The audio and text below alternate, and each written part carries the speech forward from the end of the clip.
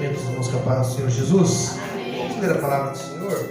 Abra sua Bíblia, no livro de Atos dos Apóstolos, no capítulo de número 19, diz assim a palavra do Senhor.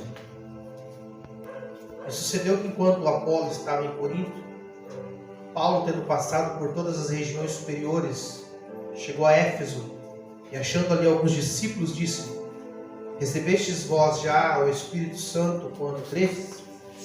E eles disseram: nós nem ainda ouvimos que haja Espírito Santo. Amém. Somente até aqui. Os irmãos podem sentar no nome do Senhor. Aleluia. O texto que nós lemos fala-nos a respeito de quando Paulo está em uma das suas viagens missionárias, terceira viagem missionária, ele chega a Éfeso a congregar com os irmãos, a estar com os irmãos, e ele pergunta, foi o texto que nós lemos: vocês já receberam o Espírito Santo quando creram? E eles disseram: não, nós nem ouvimos falar que haja o Espírito Santo. Mas vocês foram batizados no nome de quê? Nós fomos batizados no batismo de João. E aí a Bíblia diz que Paulo, impondo ele as mãos, eles foram cheios do Espírito Santo. Mas nós vemos nos dias de hoje, nos dias em que nós estamos vivendo, parece que esse texto bíblico não se torna tão atual como nos dias de hoje. Porque se nós fizermos um breve levantamento e perguntar para muitas pessoas quem é o Espírito Santo, muitos não vão saber explicar. Alguns vão dizer: o Espírito Santo é uma força, e quando eu preciso, eu invoco ele, ele vem e realiza aquilo que eu não posso fazer. Alguns vão dizer: o Espírito Santo é como uma brisa suave que veio na caverna de Elias, quando ele estava com medo, quando ele estava atemorizado diante das situações. O Espírito Santo, ou Deus, falou com ele através de uma brisa mansa e suave. Então esse é o Espírito Santo. E muitas pessoas vão divergir em suas opiniões. Só que o que a Bíblia fala, quem é o Espírito Santo? É isso que a gente precisa entender. Porque o Espírito Santo de Deus, ele quer fazer morada dentro de nós. Não como uma casa que é alugada e de vez em quando uma casa, por exemplo, de férias, que é onde muitas pessoas que têm dinheiro viajam para certos lugares do país ou do estado e vão lá tirar férias 20 dias no ano e depois voltam para sua casa. Não, o Espírito Santo não é assim. Ele não quer vir em nós ou estar em nós por um tempo e depois não voltar mais. Quando a Bíblia fala no Antigo Testamento sobre o Espírito Santo, a Bíblia fala pouco no Antigo Testamento, porque não é a dispensação do Espírito Santo. Então Deus começava a operar, e a gente vai ver alguns homens que foram cheios do Espírito Santo no Antigo Testamento, homens como Moisés, homens como, por exemplo, aqueles 70 anciões, que a Bíblia diz que quando Moisés disse: o meu cargo é muito pesado, eu não estou conseguindo mais desenvolver o meu cargo porque o povo é muito, Deus disse: eu vou tirar do teu espírito e vou derramar sobre os 70 anciões. Nós vemos Moisés sendo cheio do Espírito Santo. Nós vemos Josué, nós vemos outros homens que foram cheios do Espírito Santo. Vemos Davi, que quando o texto diz que o profeta chega na casa de Jessé, e o profeta diz: eu vim aqui ungir um rei. E o texto diz que quando Davi chegou na casa, Deus falou: unge, porque este é o rei. O texto diz que a partir daquele momento, o Espírito do Senhor se apoderou de Davi. Então a gente vê, algumas vezes, homens como Sansão, que o Espírito Santo vinha, se apoderava dele, mas em alguns casos você vai ver o Espírito Santo ungindo, capacitando e indo embora, porque não era a dispensação do Espírito Santo. Jesus, quando vem, ele vai cumprir o seu ministério, e antes de começar os milagres, ele é batizado nas águas, o Espírito Santo de forma corpórea desce sobre ele, o capacita, está com ele, e agora Jesus quer apresentar esse amigo, Espírito Santo, para os discípulos, para as pessoas. Só que antes de derramar o Espírito, ele explica quem é o Espírito Santo. Primeiro, o Espírito Santo é Deus. Quando o anjo apareceu a Maria e disse que viria Jesus, ele disse o nome do menino. O menino iria crescer, o menino iria nascer, e este menino era uma promessa, que Deus iria usar de forma poderosa. Lá no livro de Mateus, capítulo de número 1, o texto diz que o anjo apareceu a Maria. E no versículo 23, o texto diz: eis que a virgem conceberá, dará à luz a um filho, e ele será chamado pelo nome de Emanuel. Emanuel traduzido é Deus conosco. Jesus, o significado do seu nome Emanuel é Deus conosco. Jesus começa a pregar e vai dizer que o Espírito Santo não é Deus conosco. O Espírito Santo é Deus em nós. Paulo vai confirmar isso em 1 e 2 Coríntios. Vós sois o templo do Espírito Santo. O Espírito Santo não está com você, ele está em vocês. E Jesus começa a explicar isso para os discípulos: olha, vocês receberão poder, vocês receberão autoridade, vocês receberão poder. E quando nós ouvimos a palavra de Deus, quando Jesus ortoga os discípulos dizendo: vão e preguem, curem, libertem, os discípulos vão e opera grandes milagres, voltam felizes e dizem: Senhor, no teu nome os doentes foram curados, os oprimidos foram libertos, todos aqueles que eram cometidos por espíritos malignos foram libertos. E eles voltaram muito alegres. Jesus disse: por que vocês estão alegres? Alegrai-vos antes, porque o seu nome está escrito no livro da vida. Ou seja, Jesus está dizendo para os discípulos: vocês precisam entender que uma alegria maior do que ser usado por Deus, uma alegria bem maior de fazer a obra de Deus, é a gente ter a presença do próprio Deus dentro de nós. E como isso é possível? Através do Espírito Santo de Deus. Jesus, lá no capítulo, lá em João, quando Jesus, na festa dos tabernáculos, ele se apresenta e diz assim: ó, aquele que tem sede, venha a mim e beba, porque como diz as Escrituras, rios de água viva correrão do seu ventre. O texto mesmo explica dizendo: ele estava falando isso por causa do Espírito Santo, que ainda não foi derramado, porque Jesus não havia sido glorificado. Quando a gente lê o texto, a gente acha que glorificar Jesus ali é dar glória a Jesus, como a gente está aqui. Não, é porque Jesus não havia sido morto, não tinha morrido na cruz e não ressuscitado. Quando ele morre e ressuscita, ele recebe um corpo glorificado. Há uma dispensação aqui. E o texto vai dizer que Jesus fala para os discípulos, depois de que ele ressuscitou, ficou 40 dias com os discípulos. E uma das reuniões, ele entra a portas fechadas e ele diz: Pai, seja convosco.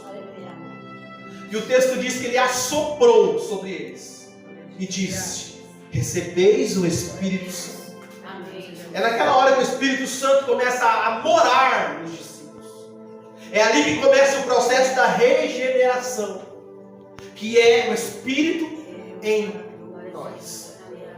Paulo é tão claro ao dizer, ele fala aos coríntios: nós somos vasos feitos de barro. O que brilha em nós é o que está dentro do vaso. O que ele está dizendo? É o Espírito Santo que reina em nós. Jesus teve alguma dificuldade porque os discípulos sempre quiseram mostrar alguma coisa, ser alguém, ter um nome, e outra hora eles brigavam e diziam: quem entre nós é o maior? Porque não entenderam qual é o propósito do reino. O propósito do reino não é briga, não é diversidades de pensamentos que vão entrar em conflito. O propósito do reino não é divisões. O propósito do reino é exaltar um, humilhar o outro. O propósito do reino não é enriquecer um e empobrecer o outro. Não, o propósito do reino é mostrar Deus para as pessoas. É por isso que João, que entendeu esse propósito, ele disse: é necessário que ele cresça, que eu diminua. Chegaram até João e disseram: tu és o Cristo? Você é o Cristo que a gente está esperando? Quem é você? Você é um dos profetas? Ele tinha tudo para dizer: eu sou. Só que ele disse: não, eu não sou. Mas quem é você então? Eu sou apenas uma voz. Sou apenas uma voz. Eu estou apenas indicando o caminho que Ele é. Eu batizo com água para arrependimento. Mas virá um depois de mim e esse é antes de mim. Ele vos batizará com o Espírito Santo e com fogo. Sabe o que é isso? É a gente entender quem é o Espírito Santo. Porque a gente, com o passar do tempo, por causa do evangelho falso que é pregado todo dia, a gente tem em mente que o Espírito Santo é um acessório. Quando você vai comprar um carro, você escolhe o carro, você escolhe os acessórios. Eu quero um carro com vidro elétrico. Eu quero um carro que tenha direção hidráulica. É um acessório. Eu quero um carro que tenha aquilo que eu quero. Só que repare que quando você compra o veículo, tem os seus acessórios, mas tem aquilo que é obrigatório. Por exemplo, você não consegue comprar um carro novo sem pneu, sem roda, sem volante. Porque existem acessórios, existe aquilo que é obrigatório. O Espírito Santo não é um acessório. O Espírito Santo não é uma força extra. O Espírito Santo não é aquela força que você precisa. O Espírito Santo, ele é obrigatório em nossas vidas. Ele opera de várias maneiras, mas ele opera primeiro dentro de nós. É por isso que o mestre estava dizendo para os discípulos, quando depois que ele fala para os discípulos receber o Espírito Santo, ele deixa mais uma ordem dizendo: olha, fiquem na cidade, até que do alto vocês estejam revestidos. O Espírito Santo já começou a trabalhar em vocês, mas agora ele quer capacitar vocês, para vocês suportar o que vocês vão enfrentar lá na frente. Vocês vão receber uma autoridade. E você vê isso nos discípulos, aqueles que negaram, aqueles que não tinham força, aquele que era o próprio Tomé, que a gente sempre marcou ele, porque ele era um homem com dificuldade de crer. Mas o texto diz que quando ele morre como um dos mártires. Ele não nega Jesus, porque agora ele está cheio do Espírito Santo. E o que a Bíblia diz? Que eles foram cheios completamente com autoridade no Atos 2. E a partir dali a história deles é mudada totalmente. Porque eles conseguiram assimilar que o Espírito Santo não é um acessório. Que o Espírito Santo não é alguém que... Porque muitas pessoas por muito tempo pensou que o culto, o templo é santo, o altar é santo, o lugar é santo. Só que é só aqui dentro, não é assim. O Espírito Santo não está preso aqui dentro. O Espírito Santo não está operando simplesmente dentro de um lugar. Porque, como eu disse, é o Espírito em nós. Quando Deus apareceu a Moisés, antes da chamada, o Senhor disse para ele, na sarça ardente: descalça a sandália dos teus pés, porque o lugar que você está é terra santa. Mas o que é santo no meio do deserto? Capim queimando, o que é santo? Sabe o que Deus estava dizendo para Moisés? Aonde eu estou é um lugar santo. Mas se onde Deus está é um lugar santo, você é o templo do Espírito Santo, então você é santo. Glória a Deus. É isso que a gente precisa entender, porque Moisés começou ali a primeira experiência com Deus. Eu imagino, a Bíblia não fala, mas eu imagino Moisés olhando a sarça queimar e não se consumir. Uma voz que falava com ele saía do fogo. Ele não via ninguém, mas só via a sarça queimando. Eu imagino que aquilo ativou a curiosidade em Moisés.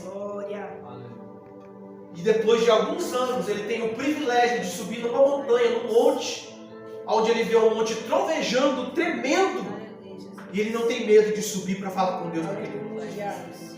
Porque ele dizia: eu vi o Senhor na sarça, e eu sei que Ele tem mais coisas para mim, Ele tem mais para me revelar, e eu quero mais de Deus, eu quero mais da presença de Deus. E é um dos homens cheios do Espírito Santo do Antigo Testamento. Jesus tenta passar isso para os discípulos, que o Espírito Santo viria, convenceria o homem do pecado, da justiça. Só que vem Paulo e vai dizer assim: não entristeçais o Espírito Santo no qual você foi selado. Paulo vai dizer também que nós precisamos não entristecer o Espírito Santo. Nós precisamos cuidar. Porque a maior dádiva que nós temos dentro de nós é Deus em nós através do Espírito Santo. O Espírito Santo não é uma força, um vento, uma chuva, um fogo. O Espírito Santo é uma pessoa. Ele faz parte de Deus. E está em nós até o dia do arrebatamento.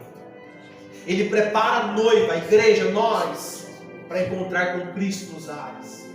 É o Espírito Santo que às vezes quando falamos, agimos de forma que não deveríamos, ele vem nos cobrando. Você não deveria ter feito isso. Você não deveria ter falado assim. Você não deveria ter se portado assim. É o Espírito Santo. Mas o Espírito Santo, ele até um certo ponto, ele nos constrange. Mas se ele insiste, nós não damos ouvidos. Ele para de falar. Ele para de bater na porta. Ele para de querer nos aconselhar a fazer algo que agrada a Deus. É por isso que todos nós como cristãos, como Paulo está falando da igreja de Éfeso, e eles estão perguntando, mas quem é o Espírito Santo? E Paulo vai mostrar para eles que o Espírito Santo não é só uma força. O Espírito Santo é Deus dentro de nós. Por isso que quando Paulo fala aos Gálatas, ele diz sobre os frutos do Espírito. Esses frutos do Espírito não sou eu que consigo produzi-los, mas é o Espírito que produz dentro de mim. É o Espírito que produz no salvo. Porque ele começa a gerar, ele começa a produzir uma paz que é infinita. Uma paz que não está limitada a tudo estar bem. É por isso que um crente cheio do Espírito Santo, mesmo quando os problemas chegam, a dificuldade chega, ele está ali na presença de Deus. Porque a paz de Deus excede todo entendimento. É por isso que na prova, na luta, o crente fiel não desiste de Deus. Não desiste de buscar a Deus. Porque ele tem a força do Espírito Santo. Nós precisamos, a igreja em si precisa reconhecer que o Espírito Santo está em nós. E ele quer a cada dia nos fazer, o principal propósito dele é nos fazer parecer com Cristo. A igreja tem que se parecer com Cristo. A igreja tem que se moldar às vontades de Deus, à vontade de Cristo. Infelizmente muitos têm desviado do propósito. O centro do Evangelho ainda é a cruz de Cristo, ainda é o Cristo crucificado, ressurreto. O centro do Evangelho não é aqueles bons sermões que colocam as pessoas para chorar, ou quem sabe colocam as pessoas para se alegrar, ou quem sabe aqueles sermões que vão nos fazer sair dali motivado. Não, o centro do Evangelho ainda é a cruz de Cristo, é o símbolo do maior do Evangelho, é o sofrimento de Cristo, sua morte, sua ressurreição. E mais do que isso, assim como ele diz em João 14, eu vou para o Pai, mas eu voltarei para vocês, e aonde eu estiver, vocês também estarão. Por isso, o Espírito em nós. O que Deus quer? O que Deus quer não é nos enriquecer. Tem gente se perdendo pela trajetória. O que Deus quer não é nos dar bens, por mais que Ele o possa fazer. Mas quantos se perdem no decorrer da caminhada? Porque nunca entenderam que o Espírito Santo quer nos fazer parecer com Cristo. O Espírito Santo quer glorificar a Cristo. Jesus ensinou isso dizendo assim, olha, eu glorifico aquele que me enviou, eu anuncio a palavra daquele que me enviou. E ele disse que o Espírito Santo viria e glorificaria Jesus. Isso que Deus quer. A gente, seres humanos, a gente foca muito nas coisas terrenas. E a gente olha para tudo e a gente quer sempre, às vezes, arrumar, deixar alguma coisa arrumada. Às vezes a gente faz congresso, faz trabalho. A gente quer impressionar as pessoas. Só que Deus não vê nada disso. Deus disse através do profeta, o boi conhece o seu dono, mas o meu povo não me conhece. O que Deus estava dizendo para Israel? Em Isaías capítulo 1, o Senhor disse, duas maldades o povo fez contra mim. Primeiro, me deixou. Segundo, cavou cisternas rotas que não tem águas. E eu sou a água da vida. Ele estava dizendo, Muitas pessoas estão trocando de tomar da fonte para tomar água com barro, porque não me conhecem. Nos dias em que estamos vivendo, o que nós precisamos não é de novos pregadores, de novos oradores. O que a gente precisa é buscar mais o Espírito Santo de Deus em nossas vidas. A gente precisa chorar mais diante de Deus.